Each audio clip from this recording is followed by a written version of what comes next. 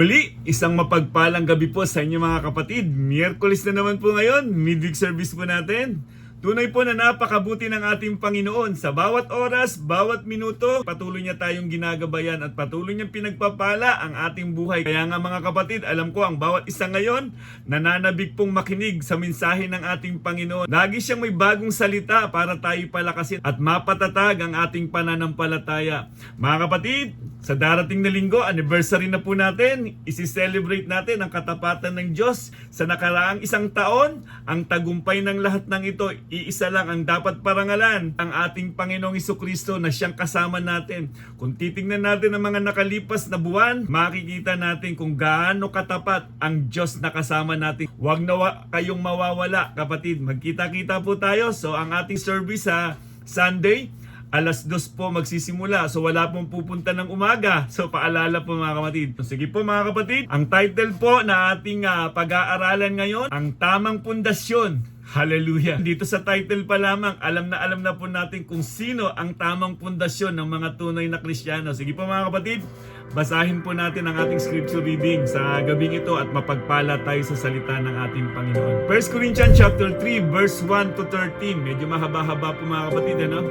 Sabi dito sa verse 1, mga kapatid, hindi ko kayo makausap bilang mga taong nagtataglay ng espiritu. Kailangan kausapin ko kayo bilang mga taong namumuhay pa ayon sa laman at mga sanggol pa sa pananampalataya kay Kristo. Gatas ang ibinibigay ko sa inyo noon at hindi matigas na pagkain. Sapagkat hindi ninyo kaya iyon, subalit hanggang ngayon ay hindi pa rin ninyo kaya.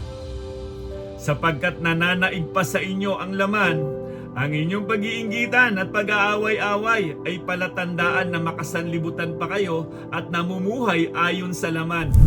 Kapag sinasabi ng isa, ako'y kay Pablo, at ng iba, ako'y kay Apolos, hindi ba't palatandaan iyan na kayo'y namumuhay pa ayon sa laman?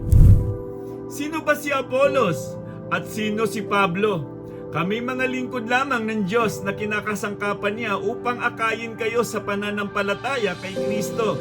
Ginawa lamang ng bawat isa sa amin ang tungkuling ibinigay ng Panginoon.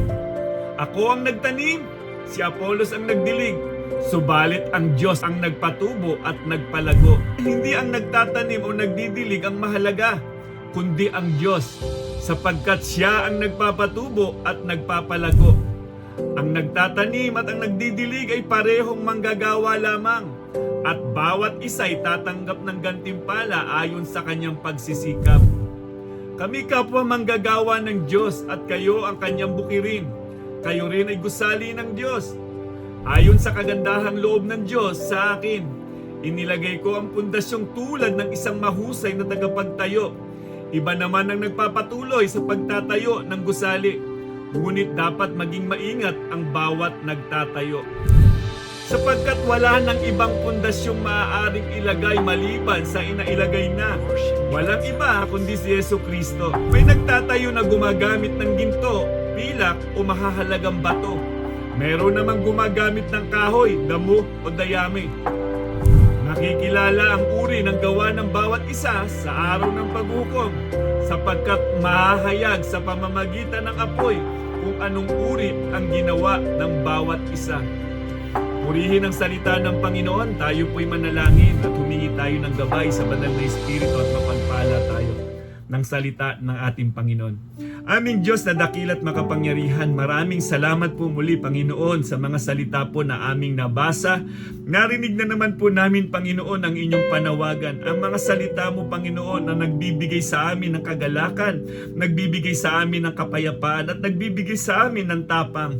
Salamat po dakilang Diyos sa mga salitang ito.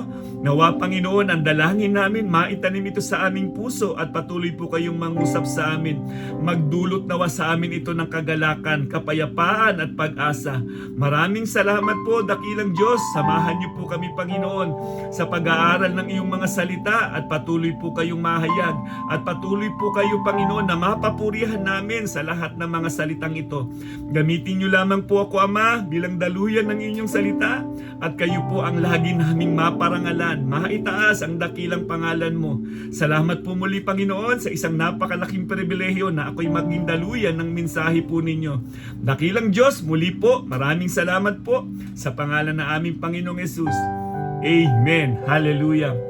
Ang tamang pundasyon. Hallelujah. Napakahalaga nito mga kapatid sa mga tunay na Kristiyano. Kung sinasabi nating tunay na Kristiyano tayo, alam natin kung sino ang pundasyon ng ating pananampalataya, ang ating Panginoong Hesukristo. Sa lahat ng ating ginagawa, paglilingkod, pagsisikap, bunga yan ang ginawa ni Kristo sa atin. Bunga yan ng banal na Espiritu na ibinigay niya sa atin. Kung mayroon tayong change life, change character, good works, soul one and disciple, ang lahat ng iyan ay bunga ng ating Panginoong Hesukristo. Ang dakilang pag-ibig ng Diyos na siyang nagmahal sa atin at ang banal na Espiritu ng Diyos ang siyang tumutulong sa atin upang gawin natin ang kalooban ng ating Panginoon. So napakahalaga nito mga kapatid. Balikan lamang po natin kapatid ang ating nabasa kanina. Tingnan lamang po natin kung bakit sumulat si Apostol Pablo sa Iglesia ng Corinto. Mapapansin po kasi natin dito sa Iglesia ng Corinto, sila po yung tipo ng mga bata pang Kristiyano. Sila yung madalas na nagkakampi-kampi at sila yung madalas na nagtatampo. Makikita natin sa isang ugaling bata. Bagamat ang pinatutungkulan ni Apostol Pablo dito, spiritual na kalagayan. Kumbaga, si Apostol Pablo, hindi niya maipakain ng purong salita ang mga Kristiyano dito. Dahil nga, sila nga ay nagkakampi-kampi at mayroon pang mga chismis na lumalaganap dyan sa Iglesia ng Corinto. At meron silang ako kay Apolos, ako kay Cephas, at ako kay Pablo. Hindi ba't yan ay ugali lamang ng isang bata? Makikita natin dito sa 1 Corinthians chapter 3 verse 1 to 15. Huwag manatiling sanggol sa pananampalataya. Yan ang gustong sabihin ni Apostol Pablo sa lahat ng mga Kristiyano na naroon sa Corinto. Yung pagkakaisa sa iglesia, ibig sabihin, bumubuo kayo ng grupo. Ibig sabihin, mayroon kayong kinikilala kung sino lang yung gusto nyong preacher o magsasalita. Hindi ba sa panahon natin ngayon, ganyan din ang problema sa bawat iglesia natin ngayon? Kumbaga, mayroon tayong paborito. Pero kung ikaw ay malagong Kristiyano, ang titignan mo lagi ay salita ng Diyos, mga kapatid. So, nakita din ni Apostol Pablo yung tamang pagtingin sa mga manggagawa ng Diyos. Lahat ay lingkod, si Kristo ang pundasyon. Yan ang pinakamahalaga na makita natin mga kapatid. Yung pananagutan sa gawain ng ministeryo. Lahat tayo bilang mga Kristiyano, meron tayong pananagutan. Kaya nga kasama tayong babalikat sa gawain ng ating Panginoon. Kaya nga mayroong pagkakaisa sa mga tunay na Kristiyano. Hindi po nagsusuwagan. Hindi po yan nagiiwanan sa ere. Mayroong kumbagang tinatawag nating matibay na relasyon. Susubukin ang kalidad ng ating paglilingkod. Darating po ang panahon dahil nga yung buhay Kristiyano, hindi yan laging parang ang ganda ng lakad. May mga pagsubok na darating sa buhay natin para malaman at mapatibay tayo at maging mature tayo sa ating pananampalataya. Kaya yung sulat na yon nagbigay babala na para paalalahanan ang mga Kristiyano doon na lumago na kayo sa pananampalataya. Kaya nahihirapan akong magbigay ng mensahe sa inyo na medyo mabigat naman at kailangan nyo sana dahil sa inyong immature na ugali o spiritual na kalagayan. So lahat tayo, tandaan po natin mga kapatid ito, no? So lahat tayo ay tagapagtayo ng pamilya, pananampalataya, relasyon at ministeryo. Ngunit ayon kay Apostol Pablo, may dalawang uri na tagapagtayo. Yung una daw na nagtatayo ng may mababaw na pundasyon. At yung nagtatayo ng may matatag na pundasyon. Kaya ang tanong ng Diyos sa atin ngayon, anong klaseng tagapagtayo kaya tayo? Hallelujah! Kapatid, ikaw ang nakakaalam yan. Kumusta ka? Kumusta ang espiritual na kalagayan mo? Ikaw ba yung pinaalalahanan ni Apostol Pablo? Kung narinig natin ang mensaheng ito at tinatamaan tayo, siguro ito yung oras na para humingi tayo ng lakas sa ating Panginoon. So ang ating memory verse po sa gabing ito mga kapatid, ang gandang paalala nito, 1 Thessalonians chapter 5 verse 11, dahil dito, palakasin ninyo ang loob ng isa't isa at magtulungan kayo tulad ng ginagawa ninyo ngayon. Yan ang mga tunay na Kristiyano. Walang iwanan. Hallelujah. Kaya nga minsan kung napapansin natin sa ating local church na lang, no, kung magmamasid tayo at napansin natin na wala si sister, wala si brother, may follow up na text message ka agad yan. Kumusta ka brother? Kumusta ka sister? Ganun kasi talaga tayo eh. Kasi nga ang banal na espiritu na ibinigay sa atin ng Diyos, hindi po tayo nagiging makasarili. Meron na tayong malasakit sa bawat kapatiran natin. At masasabi natin kapag nagtataglay tayo ng ganyan, masasabi natin na meron na tayong matatag na pundasyon. Dahil sa banal na espiritu ng Diyos na siyang tumutulong sa atin. Kaya nga minsan mga kapatid, mahalaga din pong makinig tayo sa tinig ng banal na espiritu sa buhay natin. Huwag nating pairalin yung emosyon natin. Mga kapatid, delikado yan. Kapag ang emosyon mo hindi nakaangkla sa salita ng Diyos, delikado kapatid. Mahalaga din po ang emosyon sa pag-worship sa ating Panginoon. Pero kung ang emosyon mo, yan ay lumalayo sa kalooban ng Panginoon at dadalhin ka niya sa pagtatampo sa Panginoon o sa mga kapatiran, kapatid, mahalagang paalala ito mga kapatid. So may mga dapat tayong tandaan bilang tagapagtayo o wise builder. Meron tayong karunungan na tagapagtayo dahil hindi po nagkakamali ang Diyos na ibinigay niya sa atin para tulungan tayo na maging mabuting tagapagtayo ng pundasyon ng ating pananampalataya. Tinawag tayo ng Diyos upang tayo'y maging asin at ilaw ng sanlibutan. So may mga dapat tayong tandaan bilang tagapagtayo. Isa ka ba dito? Unang-una, ang mahinang tagapagtayo. Ito po yung tinatawag na mga sanggol pa sa pananampalataya. Kaya i-check natin ito. Ano ba yung mga sanggol pa sa pananampalataya? Ang sabi dito sa 1 Corinthians chapter 3 verse 3, sabi ni Apostol Pablo, sapagkat nananaig pa sa inyo ang laman, ang inyong pag-iinggitan, ang pag-aaway-away, ay palatandaan na makasanlibutan pa kayo at namumuhay ayon sa laman. Kapatid, kapag ganito pala ang nararanasan natin, mga kapatid, ibig sabihin nito, hindi pa tayo lumalago sa ating pananampalataya. Ibig sabihin, nandoon pa rin tayo sa pagiging baby Christian. Ito ang problema ni Apostol Pablo. So mga kapatid, ang sanggol na tagapagtayo ay madaling masaktan, madaling mainggit, madaling magtampo, at laging laman ang inuuna nito. Hallelujah. Kaya pagdating sa mga gawain, ang daming dahilan. Nakakalungkot mga kapatid. Pero pagdating sa mga trabaho, sa kanilang pinagkakakitaan, todo bigay. Pero kapag sa gawain na ng Panginoon, teka lang, kayo na muna dyan. Kapatid, dapat mag-level up tayo. Dapat makita natin mahalaga ang bawat gawain sa ating iglesia. Dapat kabilang ka, pumapasan ka. Sayang naman ang pagkakataon, ang pribilehiyo na makapaglingkod sa Panginoon, na ang bawat pag-atin mo, pagdalo mo sa gawain ng Panginoon, siya namang paglago ng iyong pananampalataya. Hindi tumatanggap ng koreksyon at hirap lumago dahil nakapokus pa sa sarili kaysa sa Diyos. Yan ang problema natin mga kapatid. Kapag ganyan ang kalagayan, na kapag hindi ka nakapokus sa ating Panginoon, maaari tayong madistract kapatid. Kaya nga, ang tanong, nagiging sanggol ba tayo sa ating pag-uugali at pag-iisip? Hallelujah. Gaya ng batang ayaw tumayo at laging bumabalik sa paggapang. Batang natutong maglakad pero ayaw dahil madali ang gumapang. Ganon din tayo minsan.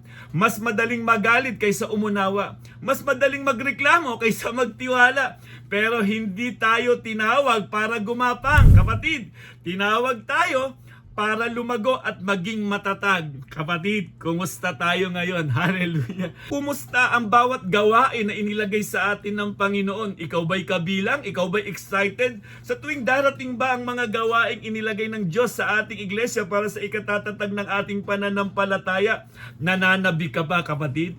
Mahalaga po, tandaan po natin, kung sakali mayroong mga choices na pagpipilian, unahin ang pagdalo sa mga gawain ng ating Panginoon. Ang Diyos po natin ay laging nagmamasid. Naghahanap siya kung sino yung unang magpaparangal sa kanya, uuunahin siya yung magbibigay sa kanya ng kaluguran. Sabi dito sa Colossians chapter 2 verse 7, magpakatatag kayo at patuloy na lumago sa pagkakilala sa kanya. Magpakatibay kayo sa pananampalatayang itinuro sa inyo. At lagi kayong magpasalamat sa Diyos. Hallelujah. Kahit may problema, anumang sitwasyon na ating pinagdadaanan, Laging magpasalamat sa Diyos dahil yan ang nararapat sa isang tunay na Kristiyano. Kailangan ay may paglago at pagtibay ang pananampalataya ng bawat Kristiyano na nagsasabing Kristiyano. Kailangan lumalago yan at tumitibay ang pananampalataya. Kapag may matibay na pananampalataya ang isang tunay na Kristiyano, walang magagawa ang kaaway sa buhay natin. So mga kapatid, may mga dapat tayong tandaan bilang tagapagtayo. Una, ang mahinang tagapagtayo. Ikaw ba ay baby Christian pa? Ikaw ba'y sanggol pa sa pananampalataya? So mga kapatid, pangalawa, ang mataimtim na tagapagtayo, ang katuwang ng Diyos sa kanyang gawain. Kung familiar kayo sa kwento ni Nehemiah, alam nating maraming distraction sa buhay niya. Nandiyan sila Sanballat, Gesem at Tobias. Pilit siyang dinidistract. Nagpatuloy siya. Walang distraction. Ganun din po tayo. Kapag taimtim tayo na sumusunod sa kalooban ng ating Panginoon, walang magagawa ang kaaway. Kaya nga dapat nakapokus ang ating mga mata sa ating Panginoong Jesucristo. 1 Corinthians chapter 3 verse 9, ako ang nagtanim, si Apollos ang nagdilig, subalit ang Diyos ang nagpatubo at nagpalago. Hallelujah! Kapatid, tayo po ay manggagawa lamang ng ating Panginoon. May higit na mahalaga sa lahat ng ating ginagawa. Ang totoong tagapagtayo ay may puso ng pagkakaisa at pagpapakumbaba. Hindi nagpapagalingan, hindi nagmamalaki. Alam niyang siya'y nagtatanim lang, siya'y nagdidilig lang, pero Diyos ang nagpapalago. Ito ang tagapagtayong tunay na pinagpapala. Kapag tayo ay taimtim na ginagawa ang kalooban ng Panginoon, makikita natin yung tibay ng ating pananampalataya. May isang magsasakang masipag pero umaasa sa ulan. Kahit gaano siya kasipag magtanim, ang magsasaka, kung walang ulan, wala ding tutubo. Ganyan din tayo sa ministeryo. Tayo ang nagtatanim at nagdidilig, pero kung walang presensya ng Diyos, walang bunga. Kaya ang tunay na tagapagtayo ay laging umaasa sa Diyos, hindi sa sarili niya. Kapag tayo nagtiwala sa sarili nating kakayanan, sigurado ang yabang dyan, sigurado ang pagmamataas dyan. Kaya nga alalahanin natin lagi ang bilin ng salita ng Diyos. Kawikaan chapter 3 verse 5, kayawi ka magtiwala buong puso at lubusan at huwag kang mananangan sa sariling karunungan. Hallelujah! Hindi nagkulang ng paalala ang salita ng Diyos. Kaya mahalaga ang mga Bible study. Kaya mahalaga ang mga gawain sa ating local church. Kasi nga kung hindi ka dadalo, hindi ka mapapaalalahanan ng salita ng Diyos. Alam naman natin, ang salita ng Diyos ang matibay na sandata natin laban kay Satan. Kapatid, mahalaga po na ang salita ng Diyos ay nagrerema sa buhay natin. Ang pag-asa sa Diyos ay nangangailangan ng pagtitiwala at pagtsatsaga. Hallelujah! Parang isang magsasaka, matagal niyang ginantay ang pagsapit ng tag-ulan. Kapag dumating na ang tag-ulan, saka nga namang makikita natin kung paano niya binubungkal ang lupa, lumalambot ang lupa, at tinatamnan niya ito ng palay. Mahabang panahon ang pagtsatsaga niya, at darating ang panahon, siya po ay aani na. Ganon din po sa atin mga kapatid. Yung pagtsatsaga natin, bunga yan ng banal na Espiritu sa buhay natin, kapatid. So mga kapatid, may mga dapat tayong tandaan bilang tagapagtayo. Hallelujah! Una, ang mahinang tagapagtayo. Pangalawa, ang mataimtim na tagapagtayo. Mga kapatid, pangatlo na po, ang matatag na tagapagtayo. Hallelujah! Nagtatayo ng ginto, pilak at mahalagang bato. Kapatid, kabilang ka ba sa matatag na tagapagtayo? Kapag matatag na tagapagtayo, ang tamang pundasyon niyan, walang iba kundi si Kristo. Sabi dito sa 1 Corinthians chapter 3 verse 15, ngunit kung nasunog naman, mawawalan siya ng gantimpala, gayunman maliligtas siya, kaya lang ay para siyang nagdaan sa apoy. Hallelujah! Darating ang araw na haharap tayo sa Diyos at susuriin niya hindi ang dami ng ginawa natin, kundi ang kalidad, ang katapatan, ang motibo at pagsunod. Hallelujah! May dalawang uri ng materyales. Ginto, pilak, mamahaling bato, tapat na paglilingkod, may puso, may sakripisyo. Yung pangalawa naman po, kahoy, dayami, naglilingkod para makita, para ma-appreciate, o dahil napipilitan lamang, kapatid.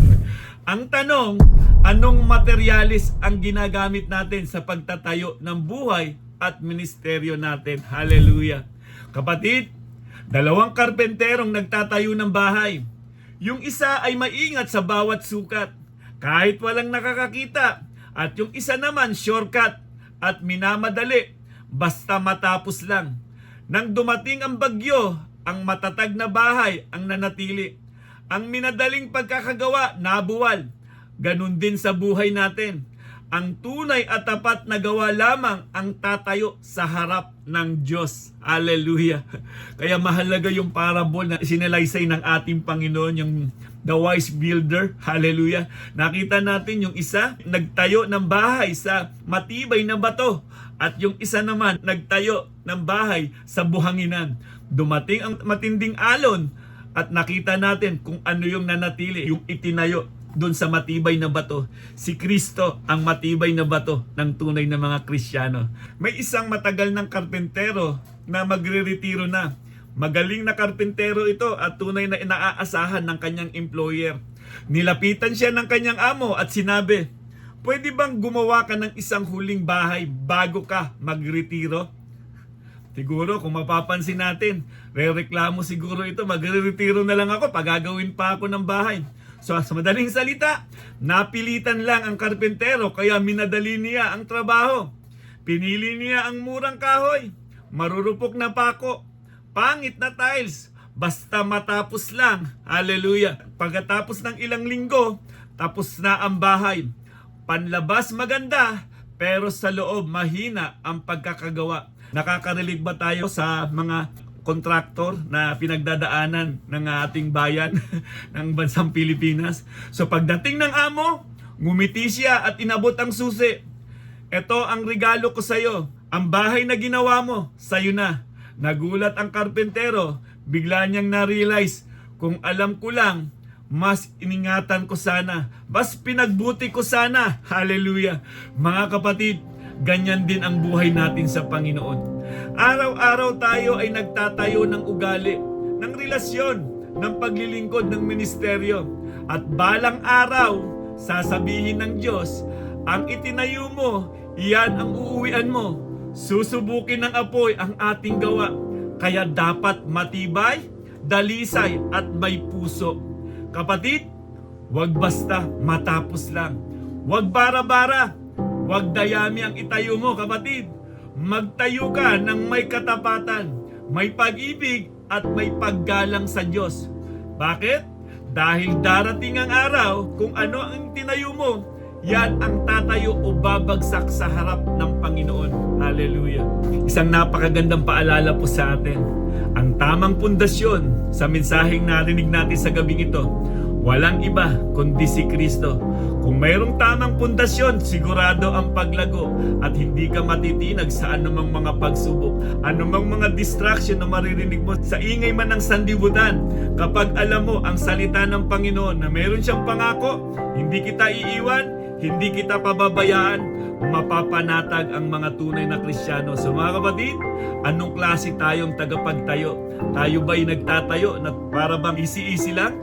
O tayo'y nagtatayo ng matibay na pananampalataya dahil si Kristo ang kasama natin? Sa lahat ng ating ginagawa, tatandaan po natin lagi na ang Diyos ang ating pinaparangalan, na ang Diyos ang siyang number one sa buhay natin. Kaya nga habang nabubuhay tayo ngayon sa mundong ito, mga kapatid, sikapin nating gumawa ng mabuti.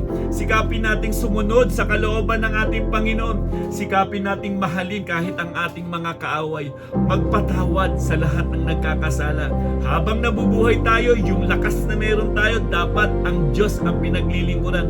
Hindi kung kailan lang tayo may oras, nakakahiya po. Kristiyano tayo, dapat ang Diyos ang laging number one sa buhay natin. Una siya lagi sa buhay natin. Kaya napakasarap na sabihin, ako ay tunay na Kristiyano dahil nagre-rema sa atin ang ginawa ni Kristo doon sa krus ng Kalbaryo, kung gaano niya pinatunayan yung dakilang pag-ibig niya. Namatay siya doon sa krus ng Kalbaryo para tayo mapalaya sa ating mga kasalanan. At ngayon, meron na tayong bagong identity. Ang identity na natin ay identity na ni Kristo. Nakikita na si Kristo sa buhay natin. Kaya nga kapatid, isa ka ng matatag, matibay na Kristiyano dahil meron tayong Kristo sa buhay natin. So mga kapatid, naway napagpala po tayo sa isang napakagandang mensahe na naman ng ating Panginoon. So huwag sayangin sa bawat buhay natin, sa bawat hininga natin. Kailangan kapatid, may mahalaga tayong ginagampanan sa ating iglesia, sa ating pamilya, sa ating lipunan, sa ating bansa. Ang tunay na Kristiyano ay mayroong liwanag na hindi matitinag dahil si Kristo ang ating kasama. Nawa mga kapatid, napagpala na naman tayo sa isang napakagandang mensahe at panawagan sa ating Panginoon. Kaya nga habang nabubuhay, maglingkod tayo sa ating Panginoon. I-honor natin ang Diyos bilang Diyos ng ating buhay. Huwag natin siyang babaliwalain. Sa bawat salita na ating naririnig, lagi tayong magpasalamat sa Diyos dahil nagpapakita lamang yan kung gaano kadakila ang pag-ibig ng Diyos sa bawat isa sa atin. Nawa, napagpala tayo sa mensahe ng ating Panginoon. Sumainyo nawa ang kapayapaan, kagalakan at pag-asa at patuloy nating ipahayag sa pangalan ng ating Panginoong Hesukristo, may kagalingan. Sa pangalan ng ating Panginoong Hesukristo, may buhay na walang hanggan. God bless and God first. So kita-kita-kits po tayo sa Sunday, sa ating anniversary. God bless po sa inyo mga kapatid. Purihin ang Panginoon.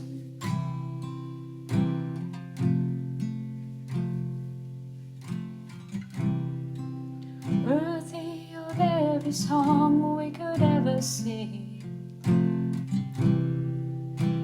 worthy of all the praise we could ever bring, worthy of every breath we could ever breathe. Live for you. Oh, holy, there is no one like you. There is none beside you. Open up my eyes in wonder. Show me who you are and fill me with your heart and lead me in your love to those around me. Oh Jesus,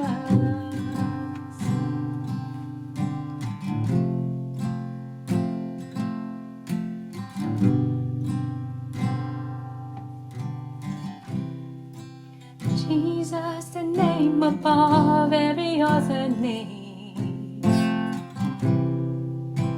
Jesus, the only one who could ever save. Worthy of every breath we could ever breathe. We live for you. Oh, we live for you. And holy, there is no one like you. There is none beside you.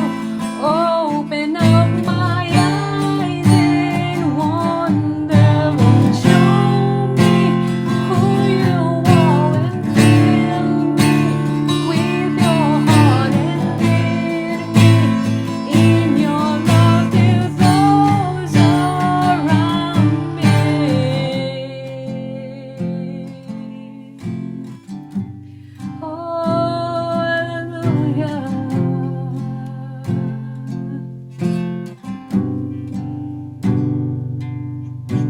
And I will build my life upon your love. It is a firm foundation, and I will put my trust in you alone, and I will not be shaken. And I will build my life upon your love. It is a firm foundation, and I will put my trust in you alone, and I will not be shaken. And holy, there is no one life.